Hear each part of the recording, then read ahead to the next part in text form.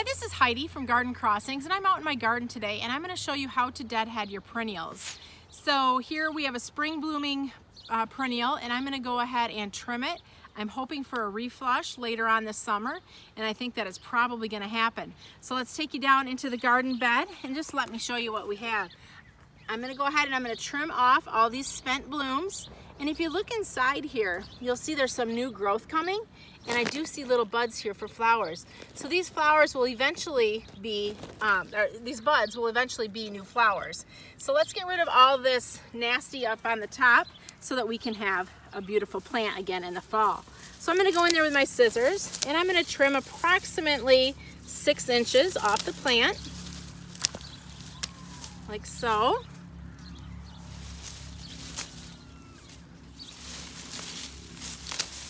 And you can tell when I'm trimming here that I'm really not having any rhyme or reason to where I'm trimming this plant.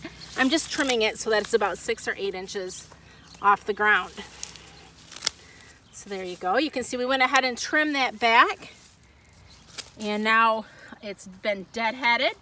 And my hopes is that probably in another month or so we will get some new flowers here from these little buds, and it'll be a much cleaner looking plant. This is Heidi from Garden Crossings out in my garden.